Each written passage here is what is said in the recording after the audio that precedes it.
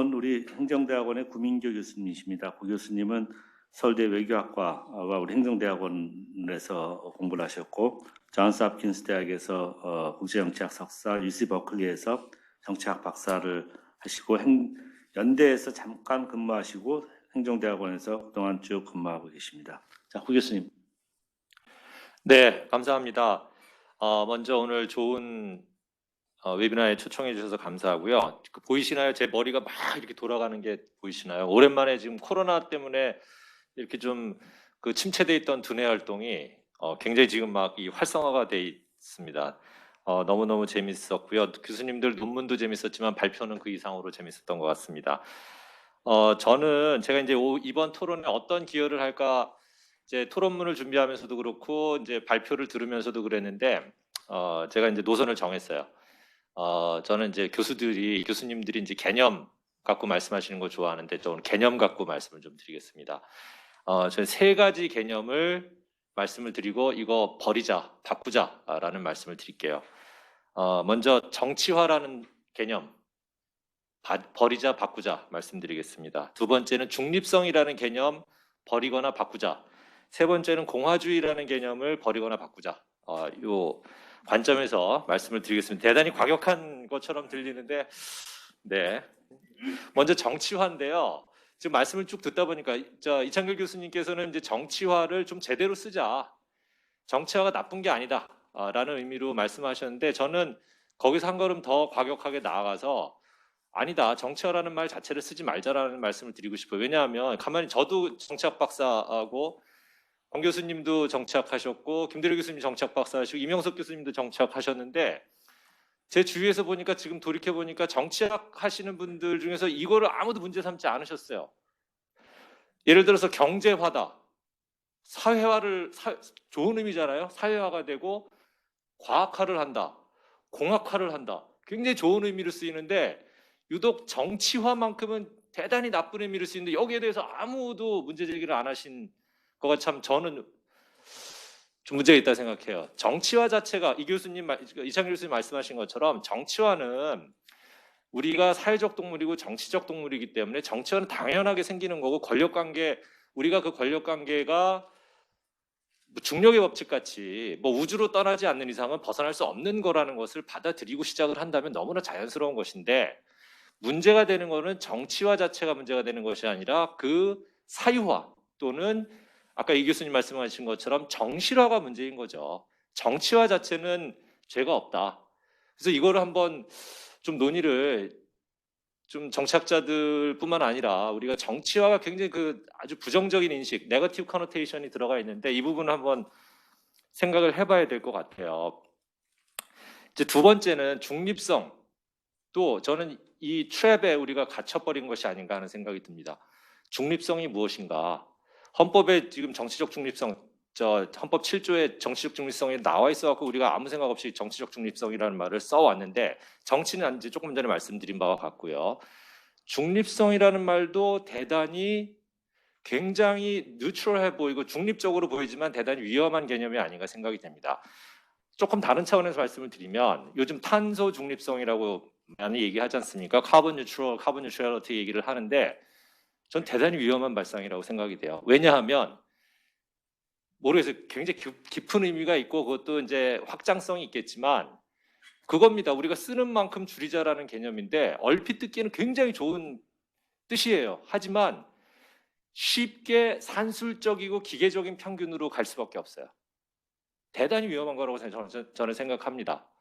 마찬가지로 정치적 중립성이라는 것도 일견 굉장히 무색무취한 것처럼 보이지만 대단히 위험한 개념이 되어버렸어요. 왜냐하면 이 정치적 중립성의 반대 개념은 저는 민주적 정당성, 정치적 책임성이라고 생각이 되는데 이 정치적 중립성이라는 것을 그것만 붙잡고 있다 보면 취약해집니다.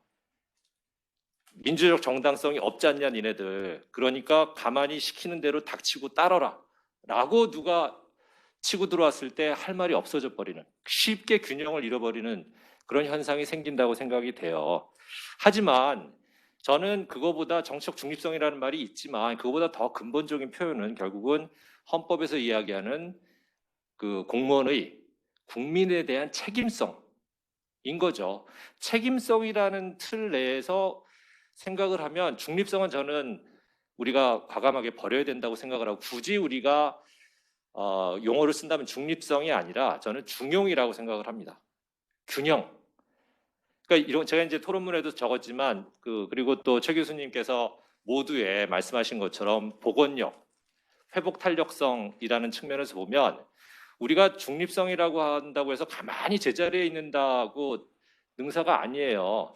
좌로 기울면 균형을 찾기 위해서 우로 몸을 움직여야 되고, 우로 기울면 또 균형을 잡기 위해서 좌로 움직여야 되는 것처럼, 그냥 정적인 개념, 정적인 의미에서 중립성, 그리고 산술적인 의미에서 중립성, 기계적인 의미에서의 중립성이 아니라 대단히 동적인 측면에서, 유기적이고 홀리스틱한 측면에서의 중립성이라면 끊임없이 움직여야 되는 거죠. 끊임없이. 그래서 당연히 그렇게 되면 그러니까 긍정적인 의미에서, 아주 적극적인 의미에서 정치화가 나올 수밖에 없고, 그것을 우리가 받아들여야 된다라고 생각이 됩니다. 이제 그런 차원에서 저는 이러한 논의들이 제자리를 찾기 위해서는, 물론 이제 학계에서 또는 언론계에서, 정치권에서 이런 노력들도 있어야 되지만, 공직사회 스스로가 이 문제에 대해서 좀 생각을 해봐야 되는데, 지금은 정치적인 중립성이라는 그 단어 뒤에 숨어서 옴짝달싹 못하는 상황이 아닌가 하는 생각이 듭니다. 그래서 그러면 관료사회, 공직사회에서 좀 뭐를 한번 고민을 해봐야 되겠는가라는 측면에서 제가 이제 두 가지를 제시를 하는데요. 먼저 채용 문제입니다. 고시제도 문제예요. 지금 말씀드린 이런 뭐 정치적인 거나 뭐 중립성 개념이나 이런 거에 대해서 우리 공직자들이, 관료들이 전혀, 저는 개념적으로 또는 철학적으로 준비가 안 된 상태에서 공직에 입문한다고 생각이 됩니다. 열심히 공부하죠. 저희 행정대학원에도 굉장히 많은 학생들이 고시 공부하고 있는데요. 열심히 합니다. 그리고 사명감도 불타요. 나 개인이 아니라 뭔가 국가 공동체, 지역 공동체를 위해서 열심히 일을 해보겠다라는 그런 불타는 사명감이 있는데 딱 거기까지입니다. 이게 도대체 무슨 의미가 있는지 저는 제대로 학습하고 또 주의를 통해서 배울 수 있는 기회가 없다고 생각이 되거든요. 근데 그렇게 해서 공직에 입문을 하면 철밥통이 돼버려요. 그러니까 사실은 공무원의 신분 보장이라는 것은 지금 앞서 말씀드린 그런 내용들을 이루기 위한 방편인데, 그 자체가 수단인데 그 자체가 목적이 되어버렸어요.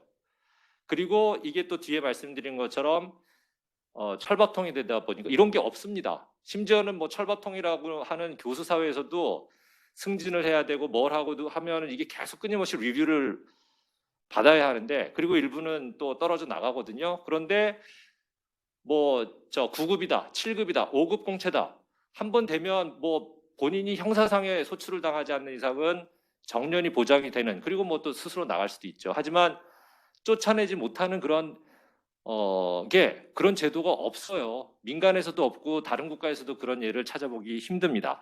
이제 그렇다 보니까 사유화가 진행되고 있는 것이 아닌가. 근데 이 사유화라는 것이 앞서 말씀드린 결국은 정실화하고 동전의 양면이 되기 때문에, 저는 이 채용제도 지금 우리 대한민국 사회에서 굉장히 많은 제도들이 변해왔는데, 유독 이 고시제도만큼은 50년대 초에 시작된 이후로 그 근간이 그대로 유지가 되고 있는 몇 안 되는 제도 중에 하나거든요.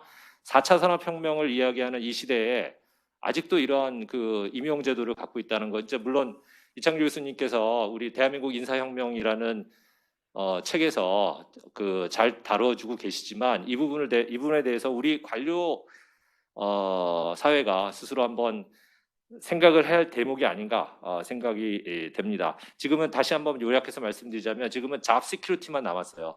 그러다 보니까 취약해집니다. 옆에서 권력이 들어오면 취약해질 수밖에 없는 상황이 되었고요. 두 번째로는, 저는 결국은 공직사회가 가장 중요한, 대한민국 사회에서 민주화가 되고 뭐 다 좋습니다. 좋은데 그럼에도 불구하고 그 중심을 잡아주는 역할은 공직사회가 해왔고 앞으로도 해야 된다고 생각이 되는데, 그런 의미에서 평형수 역할입니다.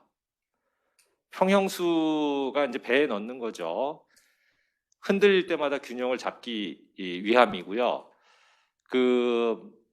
최근에도 뭐 세월호 관련되는 그런 조사 결과들이 나오고 해서 논란이 되고 있습니다만, 잘 아시다시피 세월호도 여러 원인 중에 하나가 평형수를 채우지 않은 거죠. 짐 조금 더 실으려고. 그러니까 평형수가 없으면 배가 가라앉습니다. 그래서 우리 대한민국 사회에서의 어떤 평형수 역할을 공직사회가 해줘야 된다고 본다면, 그 평형수 역할이라는 것이 앞서 말씀드린 것처럼 가운데만 지키는 것이 평형수가 아니에요. 좌로 쏠리면 우로 가고 우로 쏠리면 좌로 가는 그 역할을 해줘야 된다. 그래서 복원력이라는 말씀을 다시 한번 드리겠습니다. 끝으로 제가 이제 공화주의를 버리자라고 말씀을 드렸는데요. 공화주의가요, 저희 대한민국 헌법 1조 대한민국 민주공화국이다라고 되어 있는데, 한자를 보면요, 공화할 때 한자가 함께 공자를 씁니다. 원래 리퍼블릭이라고 하면 레스 퍼블리카, 공공의 것, 퍼블릭이라는 것은 공평할 공자를 써요. 우리가 공무원 할 때 쓰는 그 공자입니다. 근데 유독 공화주의가 리퍼블리카니즘을 쓸 때는 함께 공자를 쓰거든요. 뭐가 좀 안 맞아요. 그러니까 우리가 혼란이 옵니다. 원래 퍼블릭이라는 거하고 공평한 거하고요, 공공의 것이라고 하는 것하고, 우리가 이제 권 교수님 이제 공동체 말씀 많이 하셨는데, 그때 공동체는 함께 공자를 커뮤널입니다. 영어로는 커뮤널한 거하고 리퍼블릭한 거하고는 좀 다르거든요. 근데 이제 이게 제가 권 교수님께 드리는 질문이기도 한데, 이게 상당히 그 오버랩되는 부분이 많아요. 하지만 개념적으로 분리가 됩니다. 커뮤널한 것이, 공동체를 위해서 뭔가를 하는 것이 과연 꼭 그 퍼블릭한 것이냐? 아닐 수 있어요. 왜냐하면 그 공동체라는 것이 굉장히 작은 공동체일 경우, 예를 들어서 제가 서울대 교수이니까 서울대의 이익, 서울대라는 공동체의 이익을 위해서 뭐 국가적인 이익을 버리고 서울대만의 이익을 취한다라는 것은 퍼블릭의 관점에서 보면 용납될 수 없는데, 커뮤널한 관점에서는 용납될 수 있는 것처럼 그게 같이 가는 부분도 있지만 서로 상충되는 부분도 있습니다. 그런데 또 개념적으로 보면 우리가 공공성이라고 해서 같이 쓰기도 해요. 앞에는 이제 공평할 공자를 쓰고 뒤에는 뒤에 공은 함께 공자를 써서 이 오버랩되는 부분이 있는데, 저는 우리가 지금 권 교수님 공화주의를 복원해야 된다는 말씀을 하실 때 사실 제대로 알고 해야 된다고 생각을 합니다. 그래서 공화주의, 우리가 하는 그 함께 공자는 그거는 아닌 것 같고요. 제대로 그 공평할 공자를 써서, 왜냐하면 이게 왜 중요하냐면, 앞서 말씀드린 사유화 문제도 결국은 공사를 구분하지 못하기 때문에 생기는 문제이고요. 관료들이 왜 휘둘리느냐? 공사를 구분하지 못하기 때문이라고 저는 생각을 해요. 근데 공사를 구분하려면 우리가 퍼블릭에 대한 좀 더 올바른 이해가 필요하고, 그렇다면 공화주의에 대한 우리의 그 불완전한 인식을 이제는 다시 한번 또 펼쳐놓고 고민을 해봐야 될 시기가 아닌가 생각이 됩니다. 네. 아주 우리 항상 구민교 선생님은 도발적으로 딱 말씀을 하시고 마지막에 또 수습도 잘 하시고